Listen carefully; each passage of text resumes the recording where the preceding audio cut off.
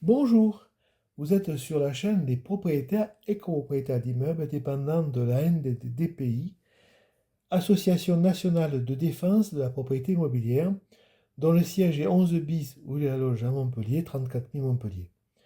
À travers ces tutos, j'essaie de vous conseiller, pas seulement, mais surtout d'abord de vous informer de vos droits et obligations. Voici quelques jours, j'ai exposé comment rédiger un bail. Page 1, avec, je vous le remontre, la désignation des parties, à compléter avec précision en mentionnant, si possible, toutes les informations qui sont demandées sur ce formulaire. Et puis nous abordons la chose louée. La chose louée, c'est le bien dont vous êtes propriétaire. La loi impose de communiquer au locataire des informations.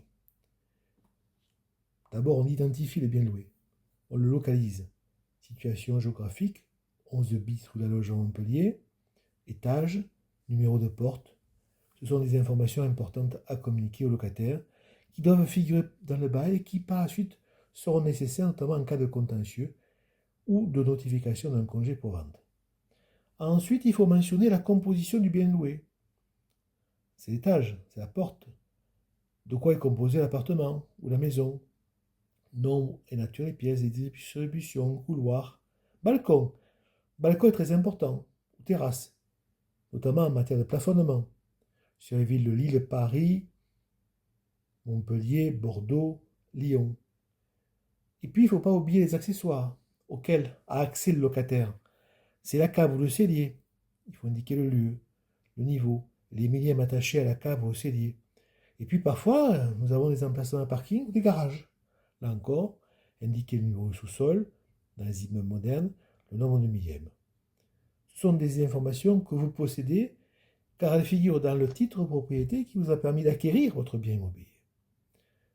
La désignation des lieux est importante. Elle figurera aussi dans le document établi par le diagnostiqueur, qui va permettre de déterminer les surfaces exactes. Attention, un plafond à moins de 1,80 m, ce n'est pas une pièce. Une pièce obscure, ce n'est pas une pièce. Elle n'est pas louable. Et en cas de conflit avec l'agence régionale de santé, cette pièce sera entre guillemets retoquée. Ensuite, la pièce va figurer sur un document très important qui est l'état des lieux. L'état des lieux, ce n'est pas n'importe quoi à remplir. Nous en parlerons plus précisément plus tard. C'est un document à remplir avec rigueur et sérieux. Car l'état des lieux d'entrée, c'est ce que vous donnez en location au locataire.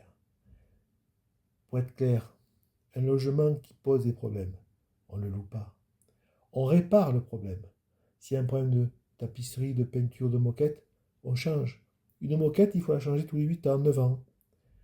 Chez vous, dans votre appartement, vous la tiendrez propre. Elle tiendra 10 ans, 15 ans, 20 ans. Mais un locataire n'aura pas un usage précautionneux comme vous du bien que vous louez. Donc il faut faire attention, être précis dans la description du bien. Les robinets, parfois ils sont tartrés, les chasses WC qui peuvent couler et générer un coût très important pour celui qui occupe. Tout cela doit être fait avec précision, autant que la désignation du bien loué. En cas de congé pour vente, vous devrez décrire le bien loué, indiquer au locataire ce que vous vendez, ce qu'il occupe. En n'oubliant pas le cellier, la place de parking. En matière de congé, article 15 de la loi du 6 juillet 89, vous vendez ce qu'il occupe, aux conditions financières indiquées. On en parlera des congés, vos contentions de propriétaire locataire. Donc, première page, capital. Deuxième page, capital. Troisième page, date de prise d'effet. Et dans un prochain tuto, nous en parlerons. C'est capital. Notamment pour des lieux où la préfecture émet des décrets dans lesquels il plafonne le prix du loyer. Donc, merci les propriétaires. Je vous rappelle, association NDPI, Association nationale de défense de la propriété immobilière, 11 bis rue de la Loge à Montpellier, son téléphone 0467 08 66 et le mail adpi34@orange.fr. Merci, à bientôt et bonne journée. Connaître ses droits, c'est éviter un contentieux. Et comme nous rappelons souvent l'association, il vaut mieux prévenir que guérir. Merci, bonne journée.